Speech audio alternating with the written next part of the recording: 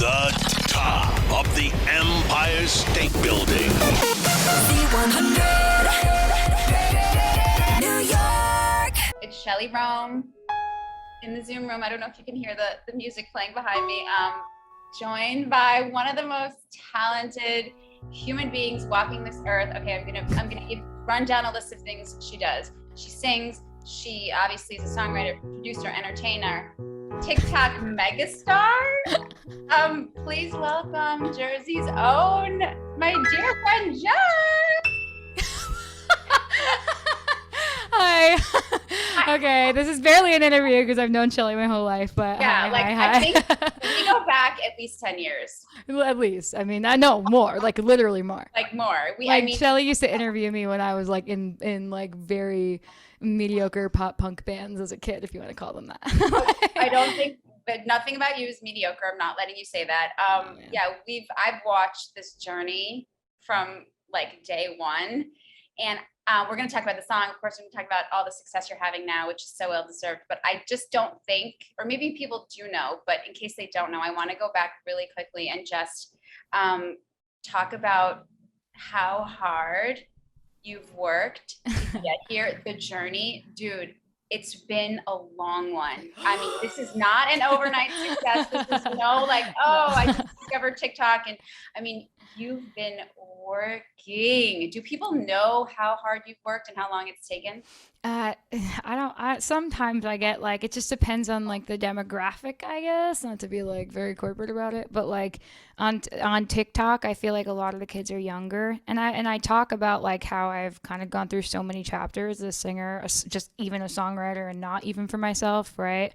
And like kind of years of trying to break through the noise of this music business and the internet and have people actually pay attention to my music. It's been like an absolute crazy journey, and it's interesting. Like now, I almost feel like some guilt, like when things happen, because it's like I've never experienced like a proper win, so I'm always like waiting for the crash of it and stuff like that. So I've just been learning to really enjoy the moment today and like meet people and talk to people online and meet them in person, hug them in person. Like it is so overwhelming in such a great way. And I feel the same way about you, Shelly. I'm watching you like just literally own the scene. I see you everywhere and I get so excited. Like we were children. And always. Don't make me cry. This is about you today. I love you so much. I just, whenever I talk to anybody about you, I have to like make note of how long and hard you've worked to get here. And I think what's most interesting, through all the chapters you've been through, and there have been plenty, I think people should really research you, because it would be an inspirational story for anybody trying to, follow their dreams. It really would. I think you represent that. I think it's interesting that you started gaining people's attention, and pretty quickly, when you literally just sat down. Here we are. in that space with Yeah. your keyboard or piano, whatever it is you're playing off of, and a microphone, your brain, your personality, your words, and your story. So talk to me about the start of your TikTok explosion and career. Yeah, okay. So to give, hi people listening for the first time that have no idea what we're talking about. I grew up a singer, songwriter, just struggling to do it. And I at a certain point, I moved out to Los Angeles with like $30 in my bank account. Got like 3 side hustles to pay rent. And then on top of that, it was almost a side hustle in a way that I just started writing songs for other people because of just something. I just could not get my own music to work, and I couldn't afford it. It's an expensive thing to like pay for your own like art, and get it done. So in order to do it, I knew I could write songs. So I just like started writing songs as a ghostwriter for other people out here. And I would be in like double sessions every day, and then did it for years, barely made ends meet in it. Like we actually lived, me and my boyfriend, in a Tommy's Burgers like parking lot, and with like no like the air conditioning was like half broken half the year, like roaches, you name it, it was there. So I hit a point where during the quarantine when everything shut down, we actually couldn't even be in the studio, and I got fired from all those side hustles. So I was panicking like crazy. I I started posting on TikTok, just taking myself really seriously, and then kind of to touch on what you were talking about, like in this journey, this is the first time that I feel like I'm just being me. And like, I am not listening to anybody whispering in my ear, telling me to do something different, telling me I need to be skinnier, like cut weight, you know, telling me I need to be sexier. I need to be more mysterious. I need to stop like being silly and the songs were too written is something I got a lot as a songwriter, and there's never actually made sense to me. So I was like, what does that mean? It's too written, right? I'm writing.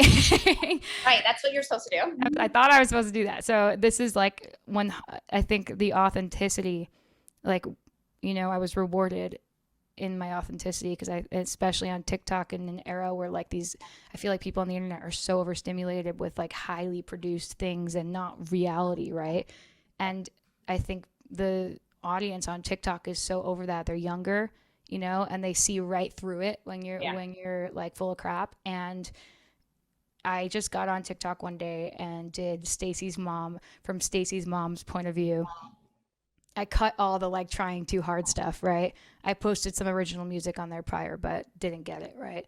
Posted that. And Stacy's mom for me was just my mom. It was like, Stacy, why is your boyfriend being so weird? Like my mom is just like this, like I pushed her she's like that if you know her. And I was like, I'm just gonna be authentically my mom here. And then I got like maybe almost 1,000 views on it, and was like, okay, great. Well, that didn't work either. So I will just go to sleep, and went to bed and woke up to pee at like 4 a.m.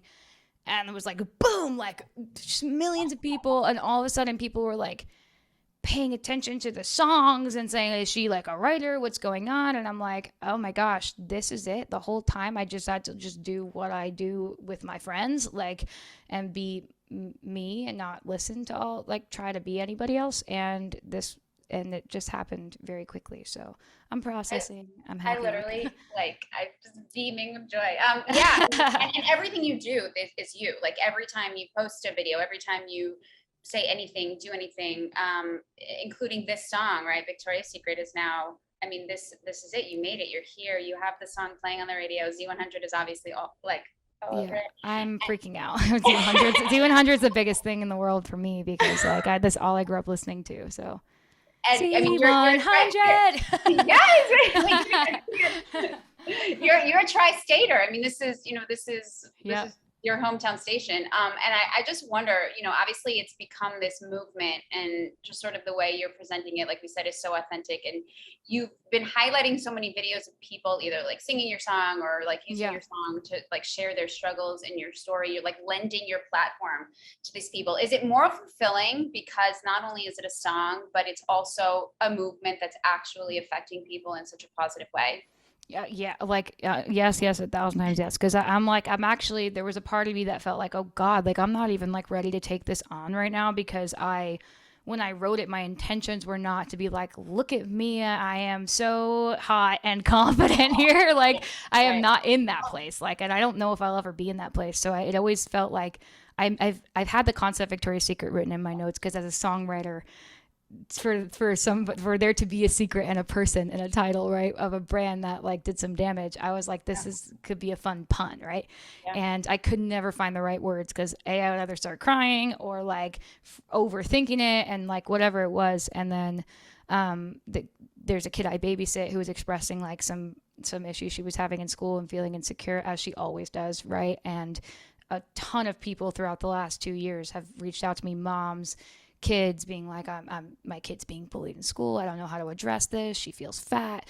And people being like, my acne, I'm depressed, my body hair. Like, it's such a crazy time in middle school. Like, you forget how hard you felt things, right? And like how impressionable you are at that age, growing into adulthood. So like for me, that's where that began. Like I wanted that thigh gap, you know, like that was my goal. We ate ice cubes in the cafeteria. My summer camp, the boys chanted JAX's flat chest, like about my boobs. My stretch marks were like my biggest nightmare when I did get boobs eventually, right? Like, and when I started to see like body fat, I freaked out, right? Like it was not something we were sold, right? So I needed to make sure that if I had the platform, it's not necessarily about me and it's not a movement I started. Like I'm just hopping on and creating a pop song about it, but like I wanted other people to have the floor, and I wanted to make sure that if I can, I want to prevent kids, you know, from going through what I had to go through and ending up where I am now, because it's not a great place and it's a ton of BS, and it was intentional, and I hate it. I wanted to rage. I started writing the song in the studio, and it started on piano, like a ballad almost, like a sad ballad. And as I started writing the words, I was like, wait, I am not sad. I am mad. I am mad. Like, am I really writing the word thunder thighs seriously right now? Like, this is a joke. I was like, so I turned into almost like satire and sarcasm and some early 2000s pop punk I grew up with. So it came into its own life by accident. It wasn't even the song we had intended on putting out next. So I'm over the moon. Well, it's getting a lot of attention, not just from, you know, people all over the world, but some artists that you are a fan of have been noticing. I mean, I saw Jordan Sparks. Yes. I saw Selena Gomez. You put out the video of you announcing that you got 10 million TikTok followers, and you were like so high on whatever they gave you. Yeah, the anesthesia. I still have no tooth up here, but I was like, I can't believe my dumb ass, am I allowed to say that on the radio? That I'm like, this is what I'm thinking of. Like, am I friends with Selena Gomez? Like that's how you made it. Like, and then I was, of course she sees it and she's like, I adore you or something. I was like, oh God, no, she saw this. Right. It's so authentic. I mean, was there somebody that sort of surprised you who has taken notice that you've been a fan of? Yeah, honestly, that one I was shocked that she answered, but there's a couple. Oh yeah, like I noticed that Sia like replied to a video and I missed it. Like that's like a new thing of my like that I'm experiencing is like if I don't pay attention, I'll miss something because it'll get lost. Right. And I'm like, oh my God, this was like a month ago and I didn't even reply to it. Like no. You know, I've honestly, there's so many people I like look up to as a kid. Yeah. Where I'm like, no way, like this can't be happening right now. Like even Bill Nye, like getting to meet him. Oh yeah, that's right. That was so good. Drew Barrymore. You are so fearless. Like I think that's another thing that's like related. Shameless, we'll call it. I don't know about fearless. We can call it. There's the words we could use, but you're fearless. You're vulnerable. You're courageous, and I'm wondering if there's somebody on your dream list, because you know people want to write songs with you now. People are calling you, contacting you. I mean, you can write a song about anything. You've shown us that. Who's on your dream list that you want to work with? Oh man, it depends. To dream list to write a song with, or even just honestly meet and freak out over it, would be Lil Dicky. I'm a huge Lil Dicky fan, like massive. You know, I have literally harassed this man like for years, and he must see it at this point. I talk about him on interviews. Like I'm like he is just. I even harassed Benny Blanco to get his attention, and I'm like nothing. But I love him so much. So one day, and I'll manifest that, right?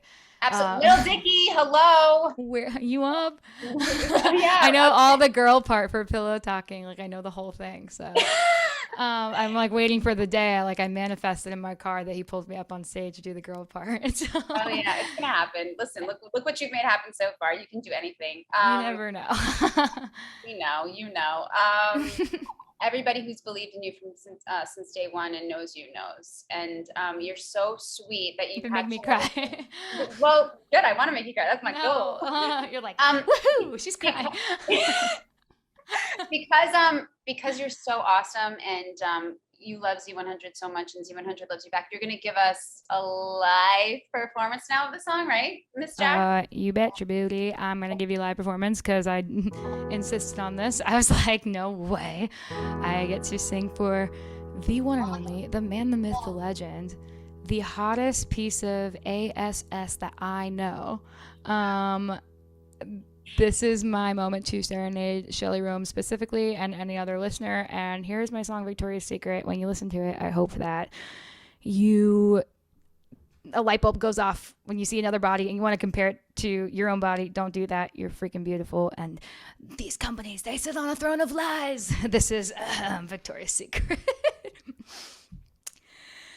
God, I wish somebody would have told me when I was younger that all bodies aren't the same. Photoshop itty bitty models on magazine covers told me I was overweight. I stopped eating, what a bummer.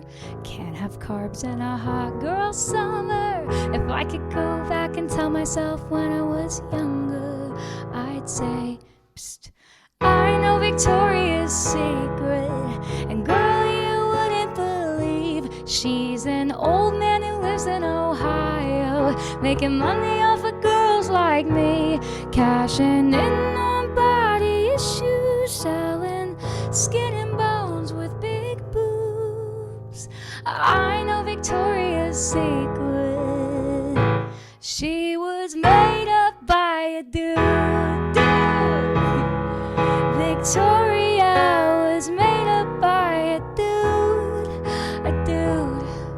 Victoria was made up by a dude. I wish somebody would have told me that thighs of thunder meant normal human thighs, and all the pressure I was under to lose my appetite and fight the cellulite with Hunger Games like every night. If I could go back and tell myself when I was younger, I'd say, hey Shelly, I know Victoria's Secret, and girl, you wouldn't believe she's an old man who lives in Ohio, making money off of girls like me, cashing in on body issues, selling skin and bones with big boobs. I know Victoria's Secret. She was made up by a dude. Victoria was made up by a dude. Victoria was made up by, I know Victoria's Secret. And girl, you wouldn't believe she's an old man who lives in Ohio, making money off of girls like me, cashing in on body issues, selling skin and bones with big boobs.